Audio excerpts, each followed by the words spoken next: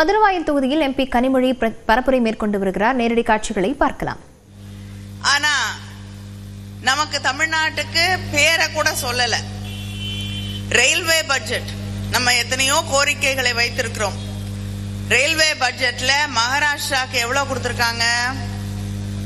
23 கிட்டத்தட்ட 24,000 கோடி மகாராஷ்டிராக்கு கொடுத்திருக்காங்க. உத்தரப்பிரதேசத்துக்கு 20,000 கோடிக்கு மேல கொடுத்திருக்காங்க.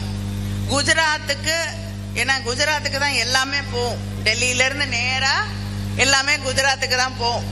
17,000 கோடிக்கு மேல அவங்களுக்கு கொடுத்திருக்காங்க. தமிழ்நாட்டுக்கு 7,000 கோடி. அதுவும் எத்தனை நாள் ஆகும் நிறைவேற்றுறதுக்குன்னு நமக்கு தெரியாது. பட்ஜெட்ல நம்ம பேரே இல்ல, தமிழ்நாட்டுடைய பேரே ஒன்றிய பட்ஜெட்ல கிடையாது. நம்ம பிள்ளைங்களுக்கு வர வேண்டிய நிதி, பிள்ளைங்க படிக்கிறதுக்கு ஒன்றிய அரசாங்கம் தர வேண்டிய நிதிய ஹிந்தி படிக்க மாட்டேங்கிறீங்கன்னு சொல்லி கிட்டத்தட்ட 3,600 கோடிக்கு மேல நம்ம வீட்டு குழந்தைங்களுக்கு படிக்கிறதுக்கு வர வேண்டிய நிதியை நிறுத்தி வைத்திருக்க கூடியவர்களோடுதான் எடப்பாடி பழனிசாமி கைகோர்த்து கொண்டு தமிழ்நாட்டை நாங்க தான் காப்பாத்த போறோம் அப்படின்னு சொல்லிக்கிட்டு இருக்காரு. அடிக்கடி ஒன்றிய அமைச்சர் பியூஷ் கோயல் இங்க வராரு. அடுத்த முறை இந்த பக்கம் வந்தாருன்னா கேளுங்க, அந்த 3,600 கோடியை முதல்ல கொடுத்துட்டு அப்புறமா தமிழ்நாட்டுக்கு வாங்கன்னு சொல்லுங்க. ரயில்வே பட்ஜெட்ல எங்களுக்கு நியாயமா கொடுக்க வேண்டிய பணத்தை கொடுத்துட்டு அதுக்கப்புறம் தமிழ்நாட்டுக்கு வாங்கன்னு சொல்லுங்க. சமஸ்கிருதம் படிக்கிறதுக்கும் ஹிந்தி படிக்கிறதுக்கும் ஆயிரக்கணக்கான கோடிகளை ஒதுக்குறீங்களே, தமிழ் படிக்கிறதுக்கு பணமே கொடுக்க மாட்டேங்கிறீங்களே, அதை கொடுத்துட்டு தமிழ்நாட்டுக்கு வாங்கன்னு சொல்லுங்க.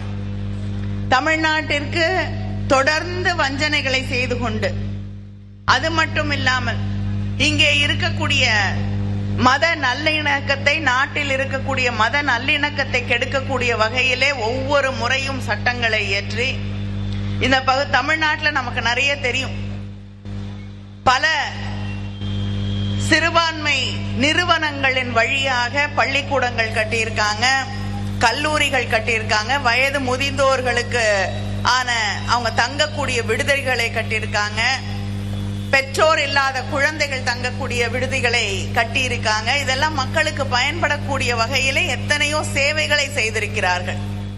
அவங்களுக்கு வெளிநாட்டிலிருந்து வரக்கூடிய நிதியை தடுத்து நிறுத்தக்கூடிய வகையிலே தமிழ்நாட்டு மக்களுக்கோ இந்தியாவில் இருக்கக்கூடிய மக்களுக்கோ பயன்படக்கூடிய அந்த நிதியை நிறுத்தக்கூடிய வகையிலே நாங்க கேட்கிற கேள்விக்கெல்லாம் நீங்க பதில் சொல்லி எங்களுக்கு பிடித்த விதமாக பதில் சொன்னாதான் நீங்க நிதியை கொண்டு வர முடியும்.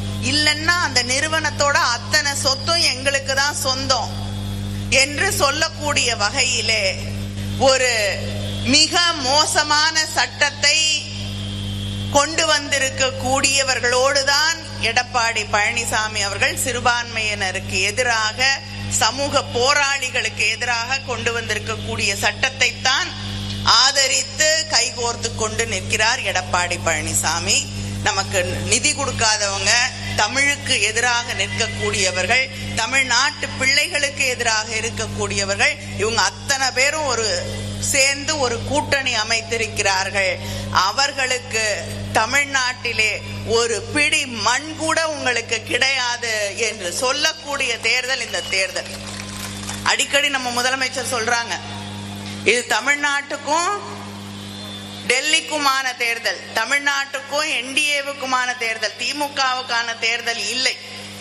ஏன்னா தமிழ்நாட்டின் சுயமரியாதை, தமிழ்நாட்டின் உரிமைகள், தமிழ்நாட்டு பிள்ளைகளுடைய எதிர்காலம், இது அத்தனையும் காப்பாற்ற வேண்டிய தேர்தல் என்பதை நாம் உணர்ந்து கொள்ள வேண்டும்.